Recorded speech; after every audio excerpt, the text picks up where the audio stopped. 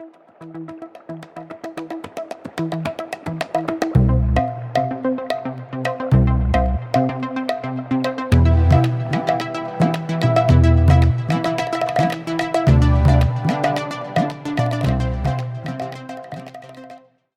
week in India Science brought to you by Nature India. I am Shubhra Priyadarshini.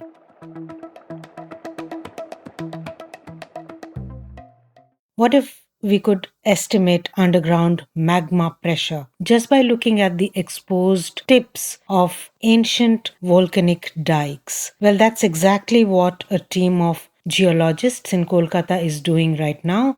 They've developed a clever new way to peer into Earth's volcanic past using only surface clues left behind by eruptions from long ago.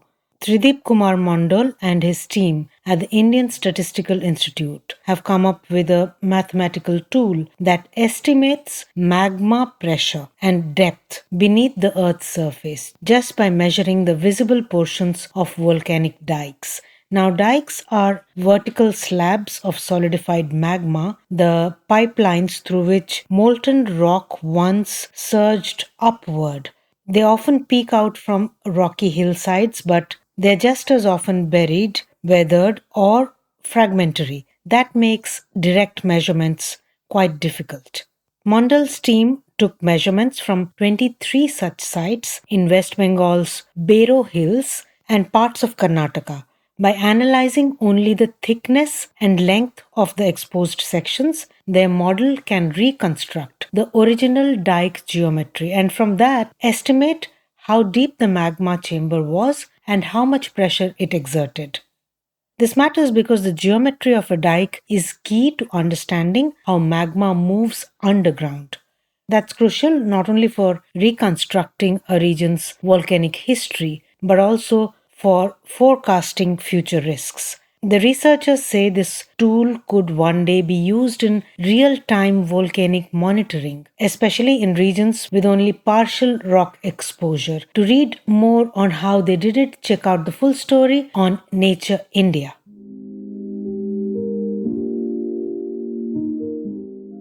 Ever wondered what weather looks like on the sun? A team of solar physicists has traced swirling flows of plasma around sunspots, shaped by the same Coriolis force that spins storms on Earth, and uncovered how these flows influence the sun's rotation just beneath its surface.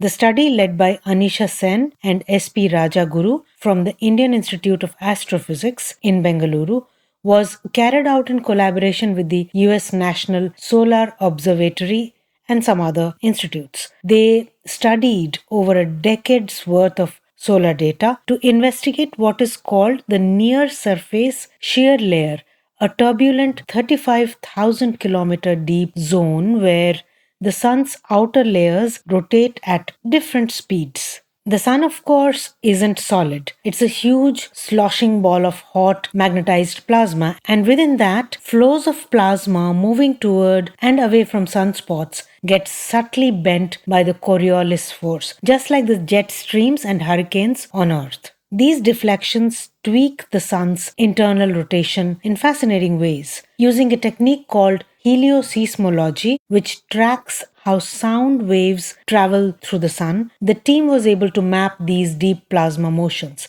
They picked up surprisingly faint flows, just a few meters per second, revealing local circulation patterns that are invisible to regular telescopes. Now, why does this matter? Because those rotational shifts are linked to magnetic activity and possibly to the solar cycles that drive sunspot formation, solar flares, and the space weather that can impact our satellites and power grids here on Earth. For more on this peek into the sun's interior, read the full story by Unnati Ashar on Nature India.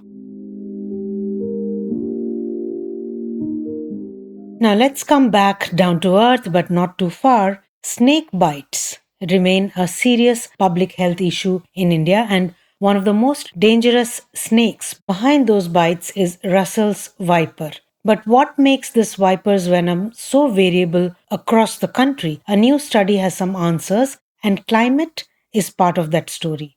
Karthik Sunagar, an evolutionary biologist at the Indian Institute of Science in Bengaluru, led a team that found how rainfall and temperature influence venom composition in this deadly snake. They collected venom samples from 115 vipers across 34 different locations, from dry northwestern plains to coastal belts, and tested three key enzymes that determine how venom acts on the human body. Then they matched the venom profiles to long term climate data. What they found was quite remarkable. The enzyme PLA2, which destroys cell membranes, was most potent in coastal snakes. Protease activity peaked in dry regions. This helps explain why the symptoms of Russell's viper bites can vary so much across India. And it underscores why a one size fits all antivenom approach might not work. The team even created a venom map of India, a tool that could guide the design of next gen antivenoms that are more regionally effective, maybe even stable at room temperature or tailored to individual toxins. To find out how climate is shaping evolution and what that means for medicine, read the full report by Biplab Das on Nature India. And finally, we head to the ocean. The Bay of Bengal, a lifeline for millions who depend on fishing, may be far more vulnerable to monsoon extremes than we thought. Sedimentologist Kaustubh Tirumalai and his team at the University of Arizona have analyzed 22,000 years of ocean sediments and found that both drought and deluge can crash marine productivity in the bay. If the monsoon becomes more erratic or brings significantly heavier rainfall in the future, as several climate models suggest, it will add new stress to the marine ecosystems of the Bay of Bengal. This will amplify existing threats like pollution and damming, which already choke nutrient flow and impair marine productivity. They drilled cores from the bay's Mahanadi basin and studied tiny fossil plankton shells called foraminifera to reconstruct ancient ocean conditions. What they discovered was striking. During the two past periods of extreme climate, one marked by heavy rains, the other by drought, nutrient flow to the surface waters plummeted. That in turn cut plankton productivity by half. Now, why does this happen? It's all about mixing.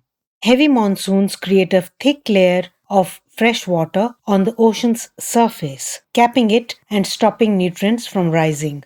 Weak monsoons reduce wind driven mixing. In both cases, plankton starve.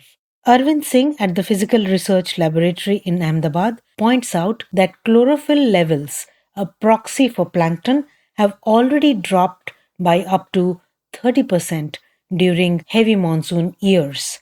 With climate models predicting more erratic rainfall, this could have big implications for fisheries, livelihoods, and ocean health. To dive deeper into what ancient microfossils reveal about our climate future, read the full story by Sahana Ghosh on Nature India. That's it for this edition of This Week in India Science. Don't forget to check out all these stories and more at nature.com/nindia. I'm Shubhra Priyadarshini. Thanks for listening and catch you next week.